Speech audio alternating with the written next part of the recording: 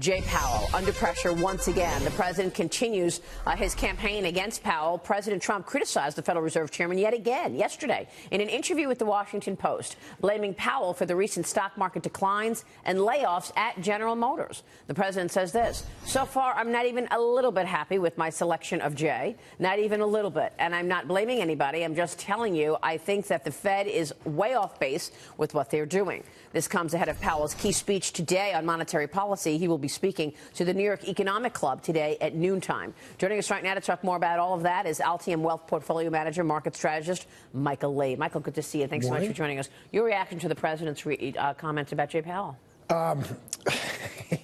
So the president is a little bit of a victim of his own success, in that the economy's taking off, so interest rates have to go higher. And I think people have grown too attached to this zero interest rates for forever, and they don't look at Japan and the destruction that it causes to your economy over time. When you have zero interest rates, it's because you have no growth and no inflation. We need higher interest rates in this country.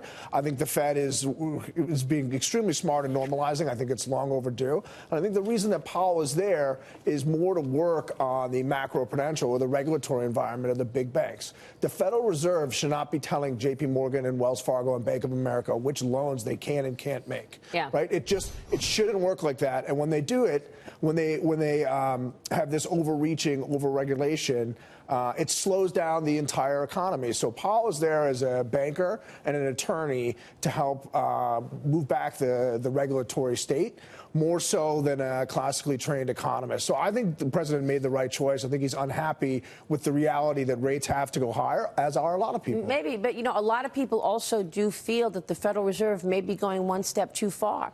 Not that they're loco, as the president has said, but that maybe you want to wait to assess the impact of these rate hikes. What do you think? Do you really need 4 rate hikes this year? Yeah, you do, because even Chairman Powell said we're not even close to neutral, and that's being confirmed by other Fed governors. So they say we need to get back to neutral. And guess what? Guess who would agree with me? Candidate Trump, not President Trump, but candidate, because he even said interest rates were too low. And the problem is we're getting a 3.5% GDP print now, and we're barely at break-even rates. But if you look at inflation and then you look at where the Fed funds rate is, it's barely even there, right? You can even have negative real interest rates. So the problem I have with President Trump and what he told the Washington Post is he said his gut is stronger than the collective brain power of the Fed, because his exact quote was, they're making a mistake because I have a gut. My gut tells me more than sometimes than anybody else's brain can ever tell me. He also said I'm doing deals and I'm not being accommodated by the Fed. Well, guess what? President Trump, you're not supposed to be accommodated by the Fed. Listen, that's not monetary policy is theirs. Yours is fiscal policy, and this is the exact problem we had with President Trump. He didn't do any fiscal policy. And not only that, but Dagan, how are we supposed to be surprised that rates are going higher? We were at negative. We were at zero for a decade, and everybody said we got to get back to normal. But I will argue this. Like, I'm not going to get my trousers in a twist over President Trump lambasting, say, Jay Powell.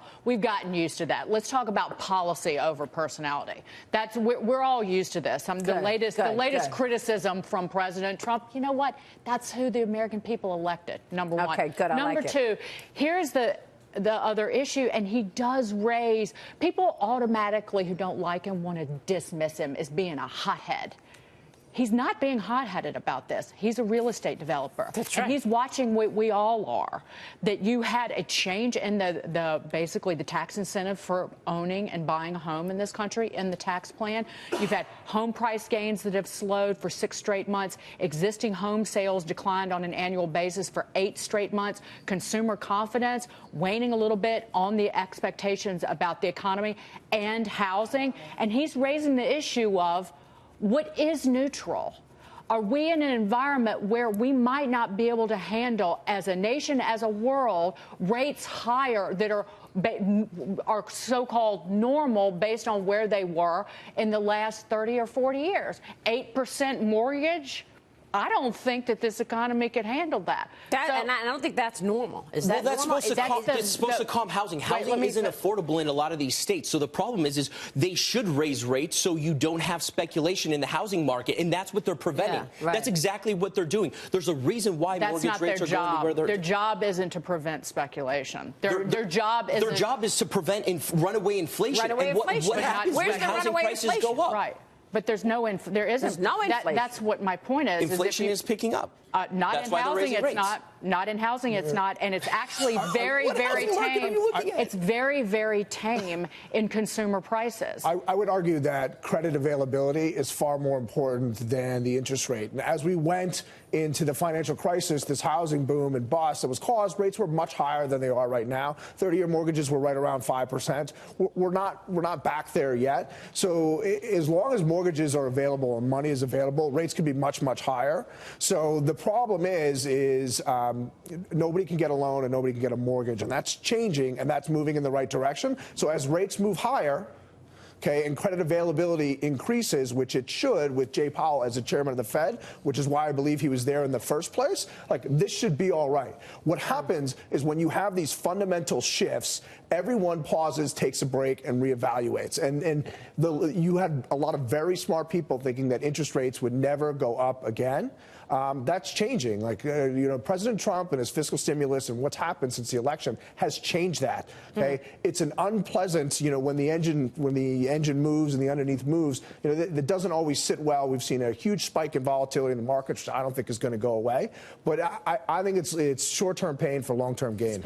Just speaking of the volatility, though, the front page story in the Wall Street Journal, the top story in the paper, is the Fed is now shifting to a less predictable approach on policy making. It will be based less on forecast of how the economy is expected to perform in the coming months and more based on the latest signs of inflation, unemployment, and growth. That will increase volatility in the markets. That's what the Journal is trying to say in that article. And don't forget, when we get that 3.5% GDP today, you can expect that we're going to see that rate hike in a week and a half from the Federal Reserve, that fourth rate hike. Take it to the bank, because, we're already expecting the rate hike, but that 3.5% GDP is only going to suggest more coming. And then I know that Jay Powell is speaking here in New York at noon. Yes. I know you're going to be there. We're all going to be watching, so I can't wait to get your read on that. Yeah, well, he's going to certainly give us some kind of a vision in terms of where he thinks this is going, monetary policy and the economy in general.